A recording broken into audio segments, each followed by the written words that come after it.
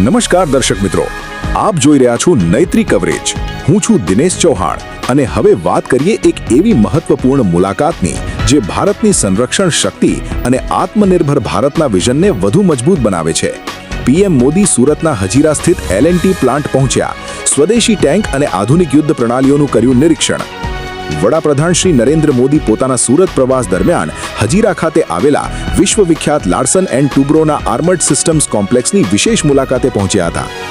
આ મહત્વપૂર્ણ મુલાકાત દરમિયાન વડાપ્રધાને ભારતીય સેનાની તાકાત વધારતા અને મેક ઇન ઇન્ડિયા અભિયાન હેઠળ વિકસાવવામાં આવેલા અત્યાધુનિક સ્વદેશી હથિયારો, આર્મર્ડ વ્હીકલો અને ટેન્કોનું બારીકાઈથી નિરીક્ષણ કર્યું હતું.